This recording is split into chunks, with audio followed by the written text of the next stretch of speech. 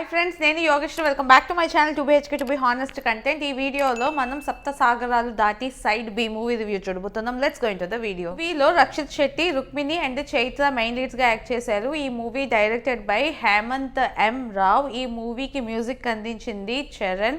And ఈ movie మనకి currently Amazon Prime వీడియోలో అవైలబుల్. యాక్చువల్లీ ఒక కన్నడ మూవీ. దీనికన్నా ముందు సైడ్ ఏ కూడా వచ్చింది. అందులో ఏంటంటే వీళ్ళ లవ్ స్టోరీ ఎలా స్టార్ట్ అయ్యింది అండ్ ఎలా విడిపోయే వరకు వెళ్ళింది అన్నది మనకి చూపిస్తారు. ఆ పార్ట్లో ఏంటంటే హీరో జైలుకి వెళ్తాడు. ఎందుకంటే తను చెయ్యని యాక్సిడెంట్ తన మీద వేసుకొని మనీ కోసం అని చెప్పి జైలుకి వెళ్తాడు. తర్వాత ఆ ఓనర్స్ ఎవరైతే ఉన్నారో వాళ్ళు హెల్ప్ చేయాలన్నమాట. సో అతను జైల్లోనే ఉండిపోతాడు ఒక 10 years. అదే టైంలో హీరోయిన్ వాళ్ళ మదర్ ఏమో పెళ్లి చేసుకోమని ఇన్సిస్ట్ చేస్తే ఇంకా తను 4 years వరకు వెయిట్ చేసి తర్వాత పెళ్లి చేసుకుంటుంది. సో 14 years తనకి శిక్ష. ఆ 14 years అయిపోయిన తర్వాత తను బయటకు వస్తారనమాట. సో బయటకు వచ్చాక ఏమైంది అన్నదే మనకి ఈ సైడ్ బిలో చూపిస్తారు. జైలు నుంచి వచ్చిన తర్వాత కూడా తను హీరోయిన్ని మర్చిపోలేడు అనమాట, రుక్మిణిని. సో ప్రతిసారి ఆ అమ్మాయి చుట్టే తిరుగుతూ ఉంటాడు.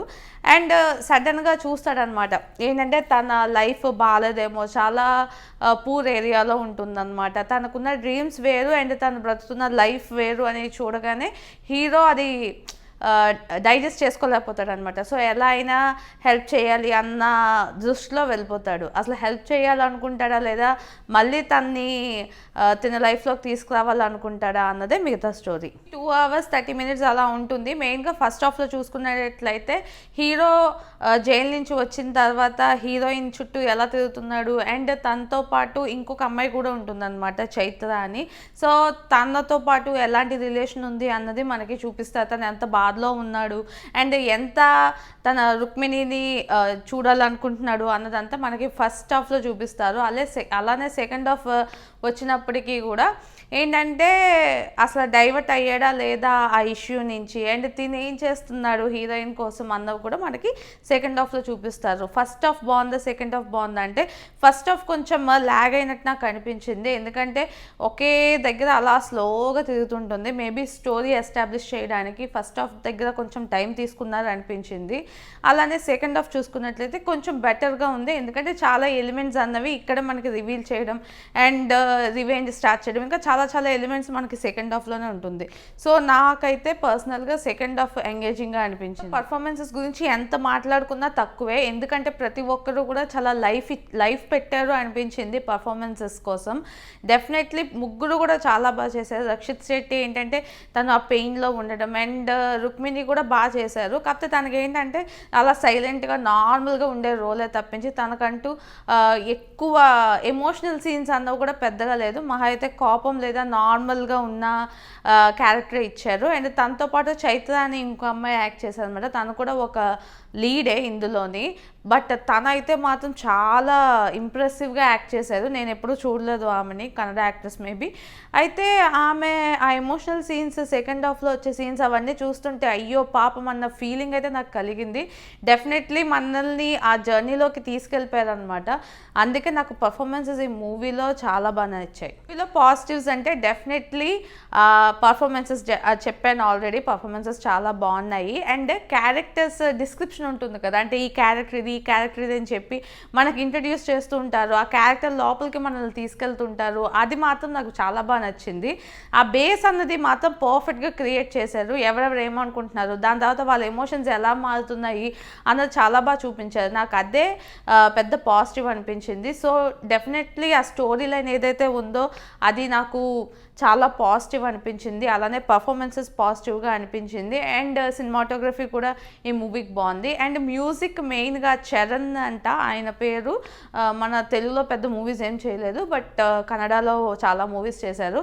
ఆయన మ్యూజిక్ కూడా కొన్ని సీన్స్లో చాలా ఎలివేట్ అయ్యిందనమాట. సో నాకు మ్యూజిక్ కూడా పాజిటివ్లా అనిపించింది. చూసుకున్నట్లయితే నాకైతే కొంచెం ల్యాగ్ అనిపించింది మూవీ. అదే నాకు నెగిటివ్గా అనిపించింది. మెయిన్గా ఫస్ట్ హాఫ్ అయితే చాలా వరకు స్లోగా వెళ్తున్న ఫీలింగ్ అయితే వస్తుంది. అక్కడక్కడే తిరుగుతున్నట్టు ఉంటుంది. జస్ట్ సింగిల్ లైన్లో అయిపోవలసిందే అక్కడక్కడే తిరుగుతున్నట్టు ఉంటుంది. సో దానివల్ల నాకు ఆ ఫస్ట్ హాఫ్ అన్నది కొంచెం నెగిటివ్ అనిపించింది. డైరెక్ట్ చేసింది హేమంత్ ఎం రావ్. చాలా బాగుంది డైరెక్షన్ అని చెప్పాలి. ఆ ఎస్టాబ్లిష్మెంట్ ఆఫ్ స్టోరీ కానీ, దాని తర్వాత ఆ క్యారెక్టర్స్ ఎలా మారుతున్నాయి అని చూపించడం కానీ, అండ్ ఫైనల్గా ఏమైంది అని చూపించడం అంతా కూడా చాలా బాగుందన్నమాట. నాకు సైడ్ ఏ చూసినప్పుడు ఏంటంటే ఎక్కువగా విక్రాంత్ మెస్సీ ఒక వెబ్ సిరీస్ ఉంటుందన్నమాట. ఆ వెబ్ సిరీస్ ఛాయలు బాగా ఎక్కువగా కనిపించాయి. దానివల్ల నాకు పెద్దగా సైడ్ ఏ ఎక్కలేదు. అంటే ఎమోషనల్గా ఎవ్రీథింగ్ ఈజ్ గుడ్, బట్ నాకు అదేంటంటే రిపీటెడ్ జైల్ సీక్వెన్సెస్ అన్నీ చూసినప్పటికీ నాకు ఆ కంటెంట్ పెద్దగా నచ్చలేదు సైడ్ ఏలో.